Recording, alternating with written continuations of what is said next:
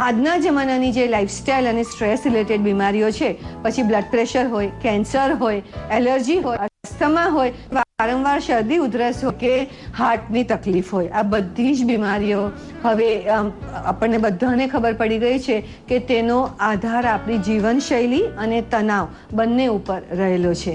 તો આ બધી બીમારીઓથી જો આપણે બચવું હોય અને શાંતિથી સ્વસ્થતા સાથે અને ઇફેક્ટિવ રહેવું હોય તો આજની જે વાત છે તે ચોક્કસ જ સરસ રીતે સાંભળજો. અને તે વાત છે રિલેક્સેશનની. આપણે વચ્ચે વચ્ચે આપણા શરીર અને મનને રિલેક્સ નથી કરતા. આપણે એને સતત કંઈક નાના મોટા બોજામાં રાખીએ છીએ, નાના મોટા ટેન્શનમાં રાખીએ છીએ, અને જેવું મગજનું ટેન્શન થાય તેની અસર સીધી જ આપણા શરીર ઉપર થાય છે, આપણા શરીરના કોષો ઉપર થાય છે. કોષો બરાબર રીતે પોતાનું મેટાબોલિઝમ નથી કરી શકતા, સારી રીતે ઓક્સિજન નથી વાપરી શકતા, સારી રીતે કચરો બહાર નથી ફેંકી શકતા, અને પછી આપણને તકલીફ થાય છે, પછી સુવાની તકલીફ થાય, ઇમ્યુનિટી લો થાય કે ગમે થાય. પણ એવું જ જાણવામાં મળ્યું છે, એક સ્ટડીથી જાણવા મળ્યું છે કે આપણે જો દિવસ દરમિયાન વચ્ચે વચ્ચે રિલેક્સ થઈએ, કોન્શિયસલી રિલેક્સ થઈએ તો ઘણા બધા ટેન્શનથી આપણને મુક્તિ મળી શકે છે. તો relaxation is a need of modern time. આપણને એમ થાય કે ટાઈમ છે મને રિલેક્સ થવાનો, પણ આપણે જ્યારે વચ્ચે વચ્ચે રિલેક્સ પોતાની જાતને એનર્જાઇઝ નથી કરતા તો આપણે જલ્દી બર્નઆઉટ થઈ જઈએ છીએ અને વધારે તકલીફમાં આવીએ છીએ. આ તો કેવું કહેવાય કે આપણે કહીએ છીએ કે મને મારી ગાડીમાં કે મારા સ્કૂટરમાં પેટ્રોલ ઘટી ગયું છે પણ મને પુરાવાનો ટાઈમ નથી, તો આપણી ગાડી કે આપણી સ્કૂટર લાંબો સમય ચાલી શકે? અટકી જ પડવાનું છે.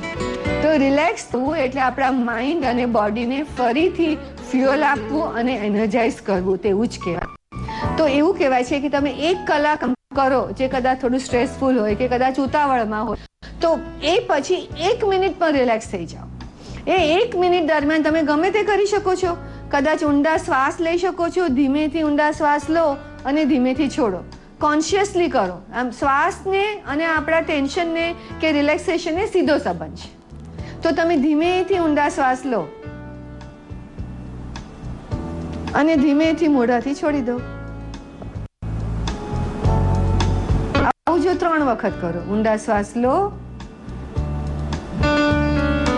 અને ધીમેથી છોડી દો.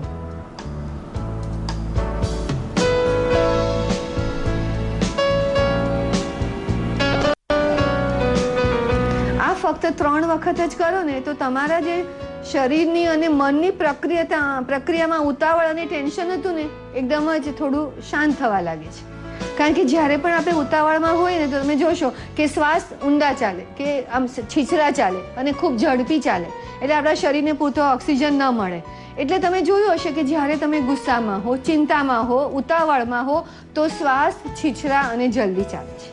અને જ્યારે તમને કોઈ કોન્સન્ટ્રેશનનું કામ કરવાનું હોય, ફોકસ કરવાનું હોય કે આપણે સોયમાં દોરો પુરવવાનો હોય, તો જો આપણે જ્યારે પણ સોયમાં દોરો પુરવતા હોય અને આપણું બધું ધ્યાન તેના ઉપર હોય તો તમે જોશો કે શ્વાસ પણ કેન્દ્રિત થઈ જાય છે, એ પણ ધીમો પડી જાય છે.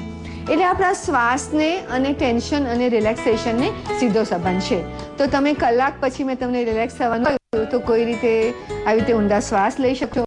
કોઈ વખતે ફક્ત આંખ બંધ કરી અને તમારા આખા શરીર પર નજર નાખો અને પગના અંગૂઠાથી લઈને માથા સુધીના બધા જ જુદા જુદા અંગને તમે રિલેક્સ રિલેક્સ રિલેક્સ એવા સૂચન આપ્યા કરો તો 1 મિનિટની અંદર તમને એકદમ જ રિલેક્સેશન અનુભવ થશે. તો આવી રીતે દર કલાકે આપણે 1 મિનિટનો સમય આપીને ચોક્કસ જ રિલેક્સ થઈ શકીએ છીએ અને આપણી જાતને રિલેક્સ કરી શકીએ છીએ. અને એવી જ રીતે કસરત પછી આપણે 5 મિનિટ રિલેક્સ કરી શકીએ છીએ શવાસન કરીને. રાત્રે સૂતા પહેલા રિલેક્સ કરી શકીએ છીએ કે તમે આપણે સૂતા પહેલા પણ જો ટીવી જોઈને સૂઈએ કે સોશિયલ મીડિયા કરીને સૂઈએ કે કમ્પ્યુટર વાપરીને સૂઈએ કે એવું બધું કરીને ચિંતામાં સૂઈએ તો આપણને શાંતિથી ઊંઘ નહીં આવે.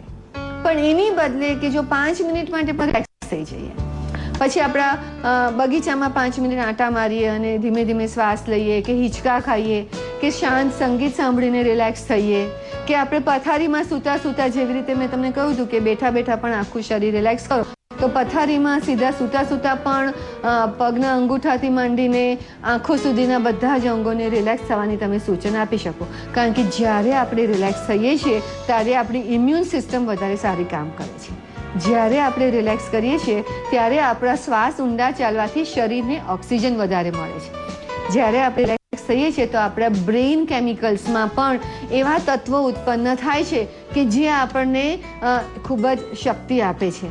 જ્યારે આપણે રિલેક્સ થઈએ છીએ ત્યારે આપણી કિડનીનું ફંક્શન પણ સારું કામ કરે છે. આવી રીતે આપણે જ્યારે પણ રિલેક્સ થઈએ તો આપણા શરીરના બધા જ અંગોને આરામ મળે છે અને તે પોતાનું કામ ઉત્તમ કરી શકે છે અને આપણે વધારે સ્વસ્થ રહી શકીએ છીએ.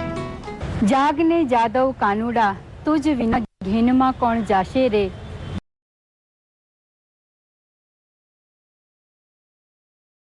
She is a medical doctor, health media expert, health and life coach and master trainer.